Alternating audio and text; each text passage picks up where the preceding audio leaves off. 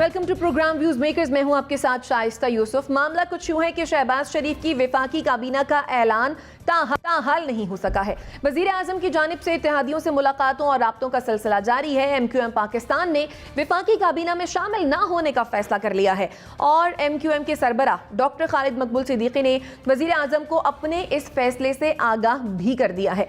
दूसरी तरफ हुकूमत की एक और बड़ी इत्तेहादी जमात पीपल्स पार्टी भी वजारतें लेने में ज्यादा पुरजोश नजर नहीं आ रही है। पीपल्स पार्टी की जानिब से सदर, स्पीकर कौमी असम्बली और चेयरमैन सेनेट के ओहदों में दिलचस्पी जाहिर की गई है। अब सवाल यह है कि वजीर आजम शहबाज शरीफ की काबीना के ऐलान में ताखीर की वजह आखिर है क्या। इस पर डिस्कशन के लिए जो मेहमान हमारे साथ मौजूद हैं, तारुफ मैं आपसे करवा देती हूँ। हमें ज्वाइन बेग चुगताई साहब ने, जुनैरा अजहर साहिबा हमारे साथ मौजूद हैं, नसीम सिद्दीकी साहब भी हमें ज्वाइन कर चुके हैं और हमें ज्वाइन किया है मुजम्मिल सोहरवर्दी साहब ने भी। NBC आपके जानिब आऊंगी, आपके ख्याल में इत्तेहादी जमातें वजारतें लेने से क्यों हिचकिचा रही हैं?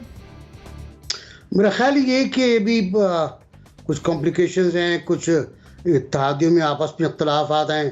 पीपल्स पार्टी का अपना पॉइंट ऑफ व्यू तो ये है कि हमें वजारतें नहीं चाहिए, उनको कुछ एडजस्टमेंट चाहिए।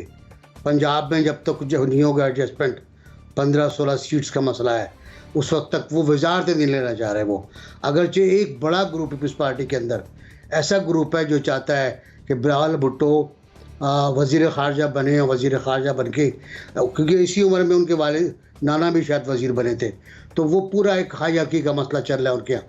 और छोटा ग्रुप नहीं है वो जो ये कहता है कि आप वजारतें लें, लेकिन ख़ुद बिलावल और ख़ुद जरदारी साहब ये सोचते हैं कि जब तक पंजाब में उनकी एडजस्टमेंट नहीं हो जाती, उनको वजारतें नहीं बल्कि जो असल मनासिब है, मतलब स्पीकर का ओहदा है, सेनेट चेयरमैन का ओहदा है, ये ले लें। वो दूसरी चीज़ कुछ और चीज़ें हैं वो ले लें, सिंध के मसाइल का की फंडिंग करा लें, उसमें जो पेशरफ्त है वो कर लें।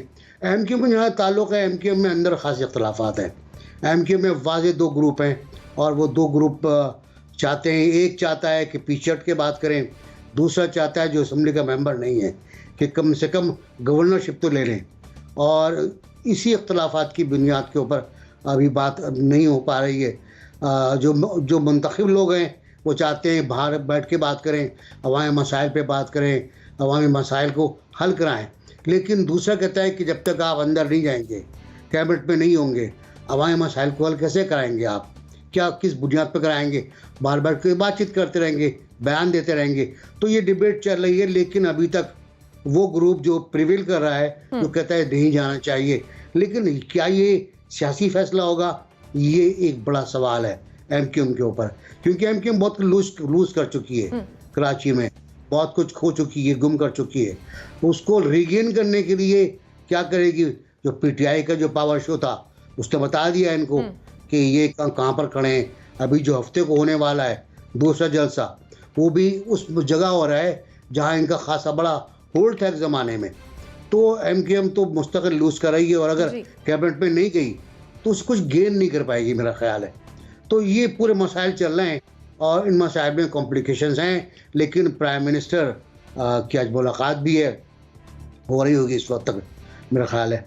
तो वो मुलाकात है, उसमें शायद वो तैयार कर ले। MQM इसी तरह करती है, कभी राज़ी होती है, कभी नाराज़ हो जाती है, हुकूमतों में जाती है, हुकूमतों से ऐन वक्त पे वापस आ जाती है।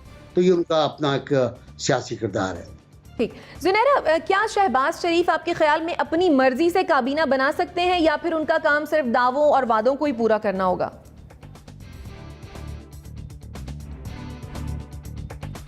शहबाज शरीफ की तो मर्ज़ी मेरे ख्याल है सुबह उठने से लेके रात को सोने तक उनकी अपनी नहीं होती है। उनका एक बड़ा सेकेंडरी लेवल है अपनी ही पार्टी में, and he is subservient to his own brother.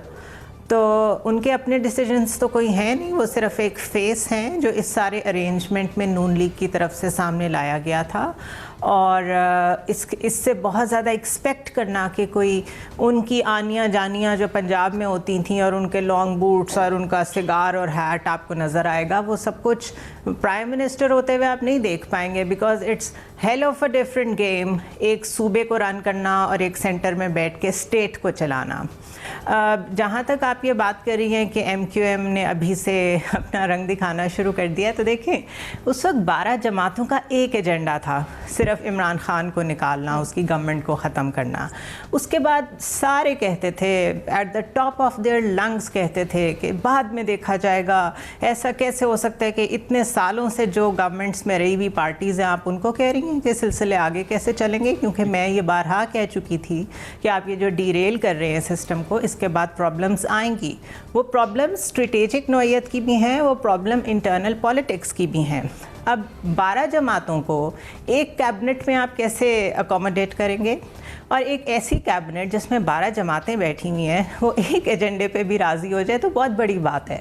So it is going to be a political chaos for as long as the elections are announced.